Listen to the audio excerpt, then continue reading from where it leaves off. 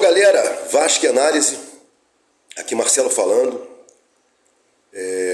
Bom, se inscreva nas plataformas aí, né? YouTube, Kawaii, TikTok, Instagram. Dê um like caso goste do conteúdo. Quinta-feira, 16/11, né? Depois do feriado aí, proclamação da República, etc.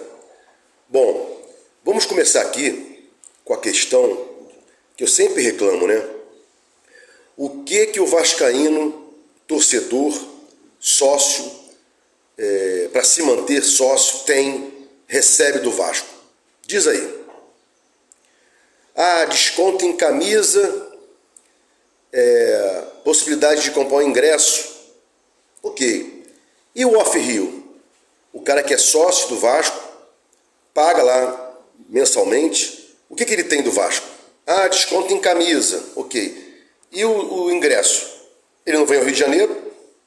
Quem vai aos jogos do Vasco em janeiro, nos estados, né, que o Vasco vai jogar, são os caras que moram lá, notadamente, moram perto e tal. E aqui no Rio, os cariocas, etc, né? Por que eu estou dizendo isso? É a hora agora do Vasco trazer de novo o maior número de sócios para a gente. Por quê? Salgado e antes, né, o cara que era médico lá, nem vou lembrar o nome desse cara, que sugou no Vasco anos e anos e anos, né? Se fosse ruim, ninguém queria, né? Ser presidente do Vasco deve ser uma boa, todo mundo quer, né? Deve ser uma maravilha, né? Bom, desconto em camisa e ingresso é pouco. Tem que dar mais para o torcedor, para angariar mais torcedores. É impossível que o Vasco, segundo as fontes, que tem a quinta maior torcida, não tenha o quinto maior número de sócios entre os clubes. Pelo menos, né? Um pensamento aqui rápido. Ora, se eu sou a quinta maior torcida, pelo menos eu teria que ter o quinto maior número de sócios, torcedores, né? Torcedores sócios, pagando mensalmente o valor lá para manter o Vasco com um número grande de torcedores sócios. Mas não. O que nós temos? Nada.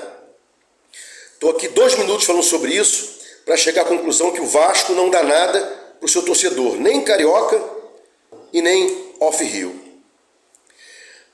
Várias coisas podem ser feitas, né? Várias coisas podem ser feitas para trazer o torcedor, né? Mas o Vasco não faz isso. E quando faz, desconto irrisório no ingresso, na camisa também, que tem aí empresas que fazem descontos em camisas. Isso é até mais barato que comprando pelo Vasco, né? Então, tinha que se pensar nisso. Pedrinho, você tem que pensar nisso. Se você quer pensar no Vasco grande, trazer o torcedor para dentro do Vasco, para pagar, para ter uma renda, sócio, torcedor, bilheteria, é fundamental que o Vasco tenha receitas, né? Porque 30% vai para você. O Vasco faturou aí 400 mil líquido contra o América Mineiro. Pelo amor de Deus, isso é horrível, né? Tem times aí que faturam 4 milhões, 3 milhões por jogo. E o Vasco fatura aí 400 mil, né? Então, mais uma coisa para pensar aí. A gente não tem uma bilheteria forte, né? E tem pouco número de sócios. E você, Pedrinho, que tá preocupado com o Vasco, blá, blá, blá, 30% é seu, tem que agir nessa situação aí. E já falando em Pedrinho, já falando em sócio, torcedor, por que não faz uma enquete aí, por que não faz um plebiscito para que o torcedor escolha um modelo, formato de São Januário, né? O Pedrinho falou ontem aí, a reforma do Vasco será a melhor possível para o Vasco. Quem define isso? Um cara só? Não, pô. Bota para julgamento aí, bota para uma votação, né? E não referendar depois, bota para plebiscito. Torcedor do Vasco, isso aqui é qual formato de estádio? 1, 2, 3, bota os caras para votarem, né? Façam que o vascaíno tenha voz ativa no clube, mas ninguém faz. É sempre uma imposição terrível ao torcedor, né? Bom, seguindo aqui, eu já vim falando aqui de forma cansativa, né? que o Vasco foi medido para 777, que o primeiro Vasco ganhou a questão de poder vender o clube, o futebol, para alguma SAF. Depois, para 777, que eram duas votações, né? Primeiro, duas permissões. Pode vender para a SAF? Pode. Vamos vender para 777? Vamos, né? E aí, todo mundo vê aqui na televisão, aqui no YouTube, não, porque não sei o quê, o Vasco vai ser milionário, a gente vai ter os melhores jogadores, e os nossos melhores jogadores não irão para outro time, para outros times, caso quem comprou tenha outros times. O Marlon aí está sendo assediado pelo Génova, que faz parte do grupo 777. Vamos esperar aí para ver o que acontece, né? E eu vou cobrar aqui cada canal de YouTube que garantiu que o Vasco não seria barriga de aluguel ou seria flagship, né? Vou cobrar aqui. Então vamos aguardar o que vai acontecer com relação ao Marlon Gomes, né? Se ele vai ser vendido como o Jefinho foi do Botafogo, né? Lá, o Texas tirou ele do Jefinho do Botafogo, acho que é Jefinho, salvo engano, um magrinho habilidoso, e eu quero saber se isso vai acontecer com o Vasco. Se acontecer, tudo que vocês falaram aí é mentira, né? E vocês têm que ser responsabilizados por isso. Orelano. Hoje eu estava assistindo, né? Eu assistia muito mais canais de YouTube, mas agora eu parei, porque ao longo do tempo os caras vão falando uma porção de besteiras, vão se contradizendo, vão mudando as opiniões, então eu vou saindo fora, né, desses caras.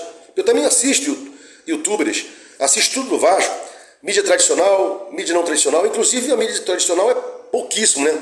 Quase não falam do Vasco nas televisões, né? Se falou muito aí com a questão que o Vasco ficou sem jogar no seu estádio, perseguição, blá blá blá, né? Mas tirando isso, ninguém fala do Vasco.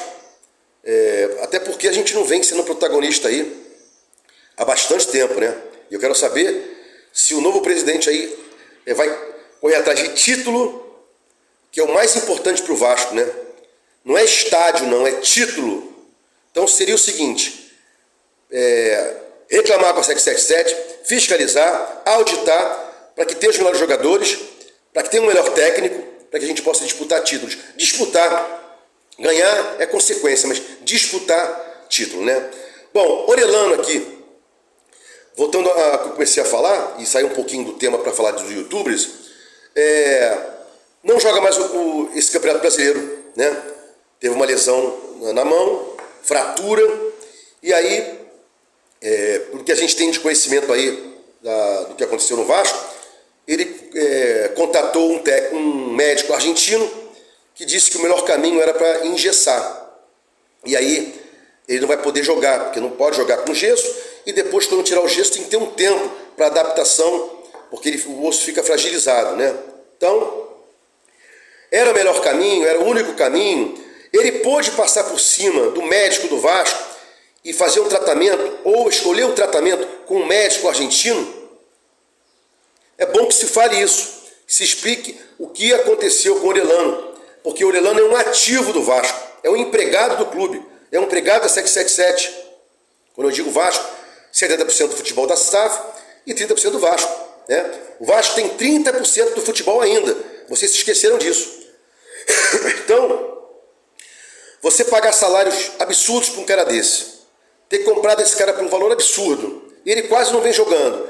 Quando faz um gol aí, a gente pensa que ele vai ajudar o Vasco a sair dessa draga que a gente está. Ele simplesmente, eu peguei a orientação do meu médico na Argentina e vou botar aqui o gesso e dane-se o Vasco. Tem que saber isso aí, né? E em contrapartida, para ser justo, se for o melhor caminho, se foi o único caminho para ele não ter problemas com a mão, ok, justo, muito justo, é o corpo do cara, é um direito dele, mas é importante que se prove e que se diga que era a única saída ou não.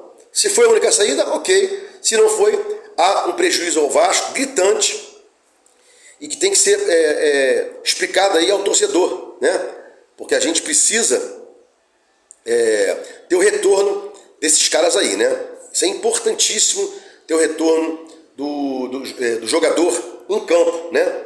Bom, para fechar aqui, o Salgado aí, né, se disse o melhor presidente dos últimos anos, que conseguiu vender o Vasco sucateado, blá blá blá. Ao longo dos anos, eu escuto muito essa informação dos vascaínos. Era a última hipótese, não sei o quê, o Vasco ia fechar as portas e tal. Eu acredito que o Vasco chegou nessa situação para venda para a SAF, notadamente para 777, porque levaram a fazer isso. Sucatearam o Vasco, até passar para a mídia e para o torcedor que ou vende ou fecha, né? E aí, por que eu estou dizendo isso? Espero que o Pedrinho cuide melhor, pelo menos, da parte estrutural do Vasco. Até falei no meu vídeo isso ontem.